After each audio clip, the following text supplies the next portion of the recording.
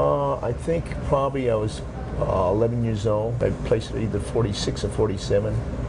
And I was trained by my Uncle Vince, Evangelista, for the summer months, and that was my first exposure into the martial arts. And he trained me in, at that time it wasn't called karate, they call it te. And he trained on the island of Okinawa, so he taught me what is called te.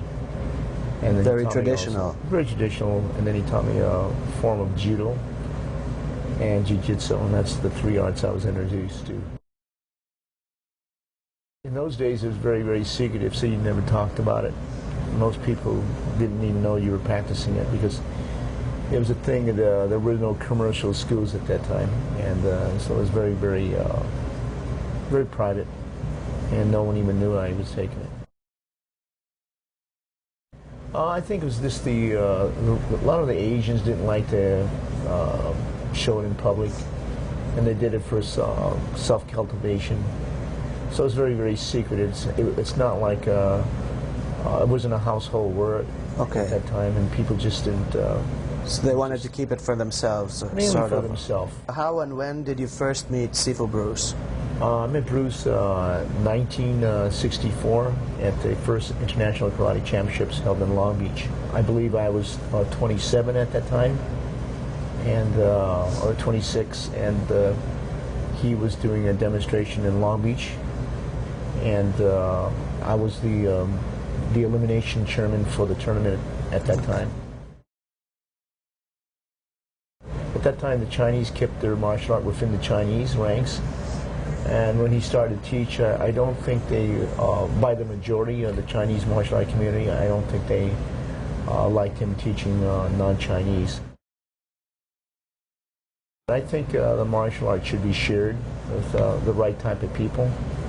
And I think it should be definitely not taken to the grave, because there's a bit of information, a bit of knowledge that's lost to the people. And I think the reason why they probably kept it so secret, they wanted to keep it within a select few. I don't believe in taking the secrets to the grave. They serve no purpose, and I think they should be at least given to your top students. Sometimes it could be jealousy. It could be people are envious of other people. A lot of times they want to be on the upper echelon and people be below them. It could be insecurity, and I think we have strengths and weaknesses as martial art teachers. Martial arts should serve as, in my opinion, to serve the community. That's just my view on it.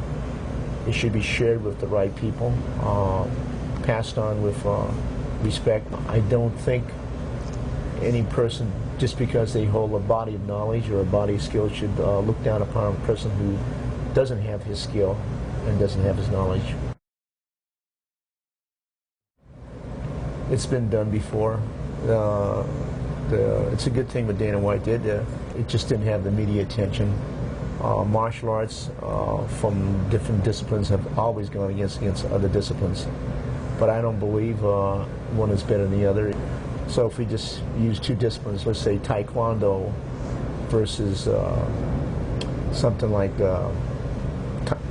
Shotokan Karate. Maybe one time the Shotokan person will win, sometimes the Taekwondo. I don't think it's one better. It's just the ability of his athletic ability, his ability to defend against the tactics of that discipline. That's where it's really at. Some systems appeal to different type of personalities and embrace what you like, and that would be your system of choice. But all the systems, in my opinion, have their place. I teach my students on different disciplines, from Brazilian Jiu-Jitsu to shoot wrestling. And then shoot wrestling itself is a composite of many styles, to Jeet to different Filipino martial arts, different Malaysian arts, different Indonesian arts, different African arts. Embrace things from West, embrace things from the East, embrace things from the Mid-East. You can't master everything, but you can get an appreciation for different martial arts, and I think that's why I like to study different martial arts. One is probably curiosity. One is I like to know, what's efficient, what is not efficient. What is efficient for me when I'm 40 may not be efficient for me when I'm 50 or 60. Or as right now, I picked the martial arts I think that will benefit me at the age of 72. And probably I would have not thought the same mentally and physically. You're different when you're 25 or 27, so you got to adjust. But I kind of tend to like all the disciplines and all the different martial arts. You have a very experienced life, and what is the most important lesson that life has taught you? There's always some things you don't know. I think you should strive to know the unknown. There's always something to strive to be more knowledgeable and to be more tolerant. What is efficient, what is not efficient, and what I can use maybe possibly in one stage of my life that I couldn't use in another stage of my life. Who do you look up to in the world of martial arts? People today, and also people in the past? Oh, there are just so many. As fighters, there's so many of them.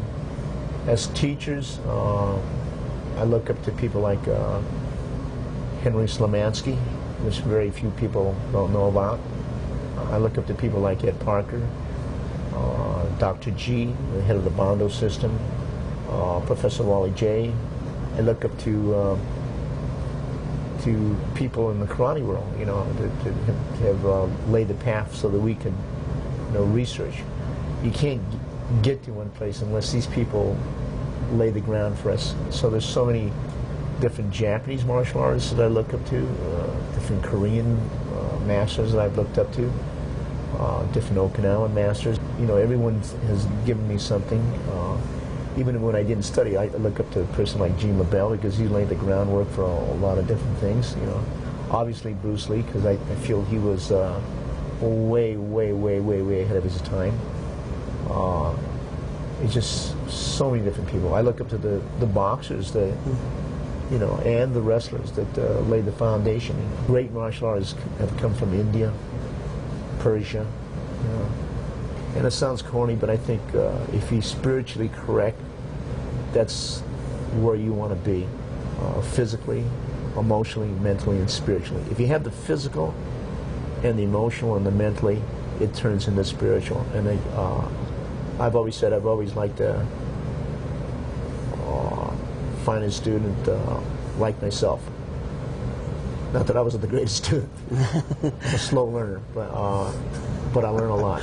What amazes me, I think, of how much I want to know, and what amazes me, what I don't know, and what amazes me is how much I know. Those are the three amazements in my life. How would you describe the path of a warrior? A path of a warrior is living day to day and meeting every obstacle and problem day by day and being able to solve it.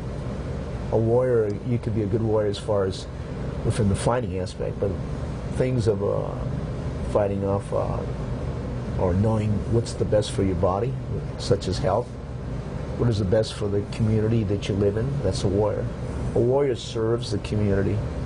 From any culture, he has served the community. He lays his life down for that community, and he's constantly trying to improve his warrior skills in the physical aspect. And then on the mental aspect, he has to constantly sharpen those tools too. Because you can do it physically, and you can have a body of knowledge, but you might not know how to use it. Because I think Dr. G is correct that you have to have a certain amount of speed, a certain amount of strength, a certain amount of stamina, and then you have to have skill. And even if you have the skill, if you don't know the strategy, then that skill is worthless. And then you have to have what I call fighting spirit. That's what Dr. G, the 6 S's of combat.